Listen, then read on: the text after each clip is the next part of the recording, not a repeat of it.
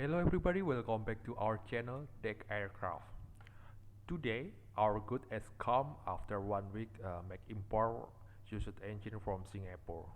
This is based off Viking aircraft engine 130 power, use automobile Honda FIT 1.5 VTEC technology.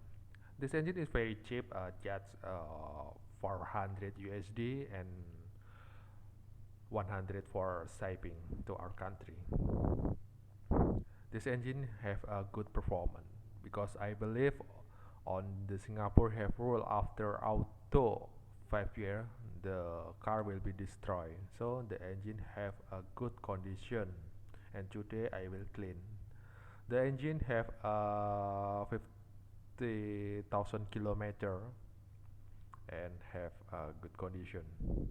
Oh yeah, for ECU, I will change with a standalone ECU because if we use a default of ECU, maybe have error on indicator or anything because we remove the gearbox and modify on air intake manifold because the air intake manifold closes with a reduction gear.